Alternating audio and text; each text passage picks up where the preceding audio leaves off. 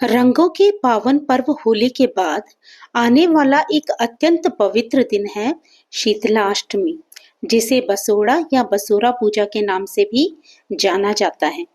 इस दिन भक्त पूरे श्रद्धा भाव से शीतला माता की पूजा करते हैं, जो माता दुर्गा का ही एक दिव्य स्वरूप मानी जाती है।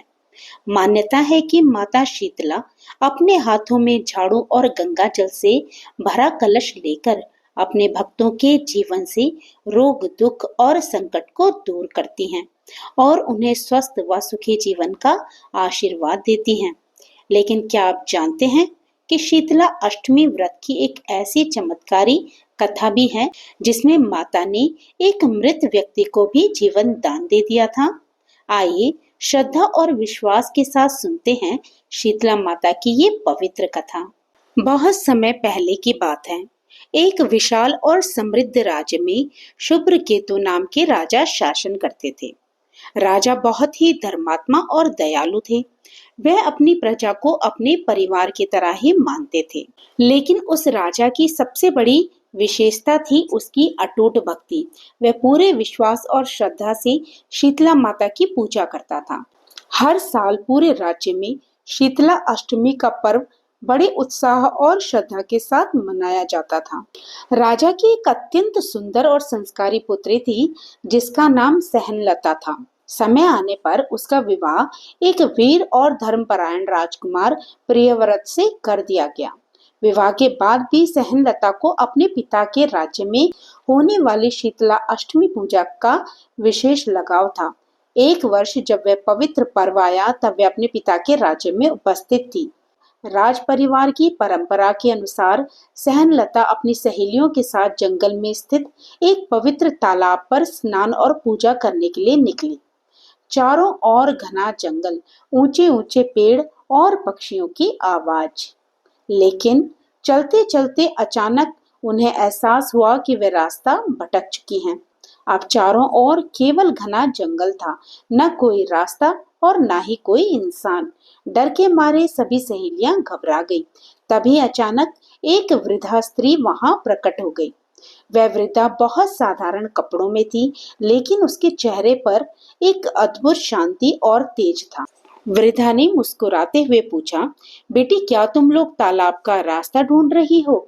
सहनलता ने आश्चर्य से पूछा, माताजी आपको कैसे पता?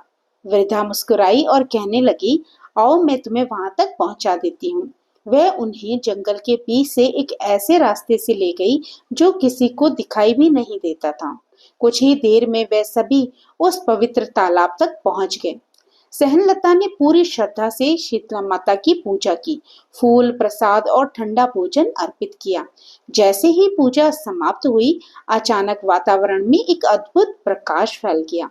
वह वृद्धा धीरे धीरे दिव्य रूप में बदलने लगी। सहनलता और उसकी सहेलियां आश्चर्य से देखती रह गईं। वह कोई साधारण स्त्री नहीं थी, वह स्वयं शीतला माता थी। माता ने प्रसन्न होकर कहा, बेटी तुम्हारी भक्ति से मैं बहुत प्रसन्न हूँ। मांगो क्या वरदान चाहती हो? सहनलता ने विनम्रता से उत्तर दिया, माता अभी मुझे कुछ नहीं चाहिए। जब आवश्यकता होगी तब मैं आपको स्मरण करूंगी। माता मुस्कुराई और आशीर्वाद देकर अंतर ध्यान हो गई। राज्य में लौटते समय सहनलता ने रास्ते में एक गरीब परिवार को रोते बिलखते देखा। घर के बाहर लोगों की भीड़ लगी थी। पता चला कि उस परिवार का एक युवक भयंकर बीमारी से मर गया था। चारों ओर शोक और निराशा का वातावरण था। तभी सहनलता को माता का दिया हुआ वरदान याद आया। सहनलता ने आंखें बंद करके पूरे विश्वास से प्रार्थना की, हे शीतला माता यदि आप मेरी भक्ति से प्रसन्न हैं तो इस गरीब परिवार के दुख को दूर कर दीजिए। जैसे ही उसने प्रार्थना की, अचानक वहां एक तेज प्रकाश प्रकट हुआ और कुछ ही क्षणों में वह मृत युवक फिर से जीवित हो उठा। ये दृश्य देखकर पूरा गांव स्तब्ध रह गया। देखते ही देखते ये चमत्कार पूरे राज्य में फैल गया। लोग समझ गए कि शीतला माता की पूजा कितनी शक्तिशाली और पवित्र है। उस दिन से हर वर्ष पूरे राज्य में शीतला अष्टमी का पर्व अत्यंत श्रद्धा और विश्वास के साथ मनाया जाने लगा। तो भक्तों, ये कथा हमें सिखाती है कि जो भी सच्चे मन से शीतला माता की पूजा करता है, माता उसके जीवन से रोग, संकट और दुखों को दूर कर देती है और उसके घर में सुख, शांति और समृद्धि का वास होता है। आशा करती हूँ आपको ये कथा अच्छी लगी होगी। चलिए अब शीतला माता की एक और दिव्यमयी कथा का श्रवण करते हैं। बहुत समय पहले की बात है। एक शांत और सुंदर गांव था। चारों ओर हरे भरे खेत लहलहाते रहते थे और सुबह होते ही मंदिर की घंटियों की मधुर ध्वनि पूरे गांव में गूंज उठती थी। उसी गांव में एक वृद्धा रहती थी। वह अत्यंत सरल और भक्ति में डूबी हुई स्त्री थी। उसके जीवन का सबसे बड़ा आधार था शीतला माता की भक्ति। वह हर वर्ष पूरे नियम से शीतला माता का व्रत करती थी।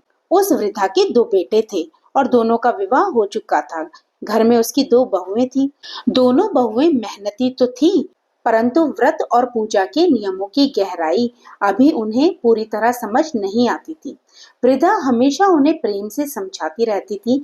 वह कहती, बेटियों, भक्ति केवल पूजा नहीं होती, भक्ति विश्वास और नियम का पालन करने का नाम है। धीरे धीरे शीतला अष्टमी का पावन दिन आने वाला था। पूरे गांव में तैयारियां शुरू हो गई थी। परंपरा के अनुसार उस दिन चूल्हा नहीं जलाया जाता, इसलिए महिलाएं एक दिन पहले ही माता के लिए भोग तैयार कर लेती हैं। वृद्धा ने भी उसी श्रद्धा से भोग बनाना शुरू किया। वह हर पकवान बनाते समय माता का नाम ले रही थी। जय शीतला माता, जय शीतला माता। उसने प्रेम से पूरी, मीठे चावल, दही और चने तैयार किए। दोनों बहुएं ये सब देख रही थी। उनके मन में एक प्रश्न घूम रहा था, बासी भोजन कैसे खाया जा सकता है। रात को जब सब सो गए तो दोनों बहुएं बहुत धीरे धीरे आपस में बात करने लगी। अगर हम सुबह थोड़ा ताजा भोजन बना ले तो क्या फर्क पड़ेगा। छोटी बहू भी सहमत हो गई। उन्होंने सोचा कि सास को पता भी नहीं चलेगा। अगली सुबह वृद्धा मंदिर में पूजा करने चली गई। जाते जाते उसने फिर कहा, बेटियों, आज चूल्हा मत जलाना, ये माता का नियम है। जैसे ही वह घर से बाहर गई, दोनों बहुओं ने रसोई में जाकर चूल्हा जला दिया।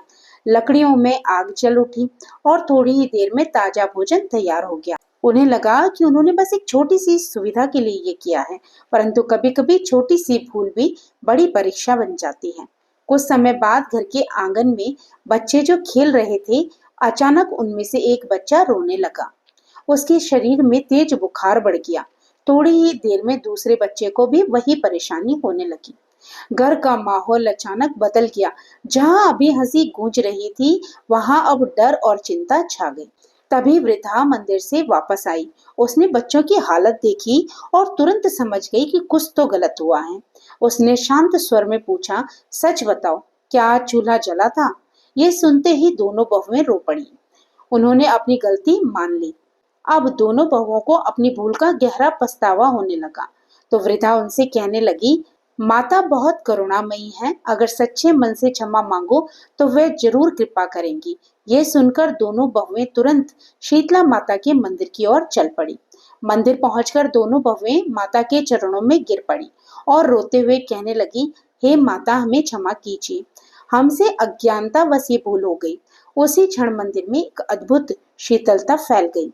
दीपक की लौ धीरे धीरे हिलने लगी और तभी उनके हृदय में एक मधुर आवाज गूंजी, बेटियों, भय मत करो, तुम्हारा पश्चाताप सच्चा है। जाओ, तुम्हारे बच्चों का कष्ट दूर हो जाएगा।